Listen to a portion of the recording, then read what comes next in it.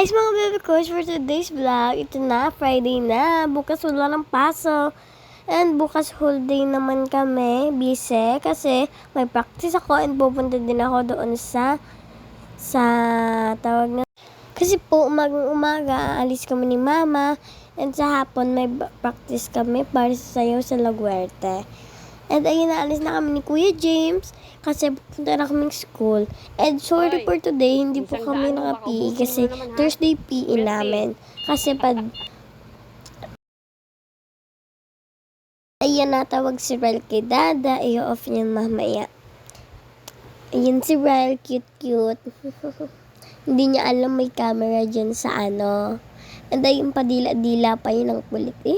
Hindi nasagot si Dada. And ayun, nakain na kami ice cream yung natira ko kagabi. And ayun ako, fast feeding mag-ice cream kasi gutom pa akong.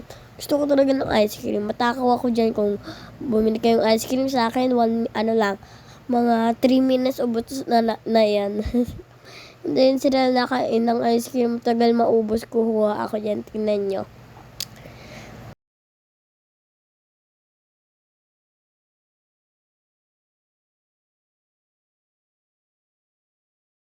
And ayan ako, tingnan niyo ako, nakain din ako.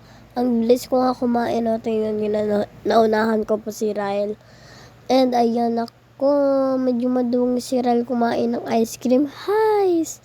Hindi kasi siya marunong kumain, ang dungis niya. Ako konti lang yung dungis. And ayan, medyo mahaba tong audio na to, sorry po. And ayan si Ryle kain ng ice cream, di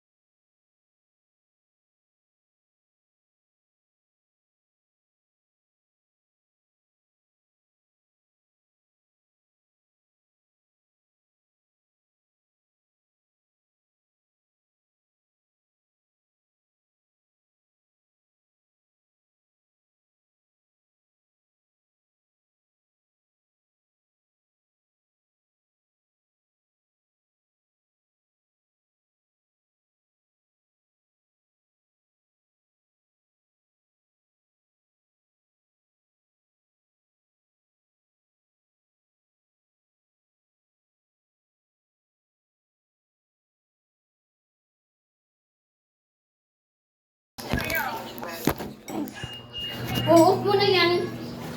I-off mo na.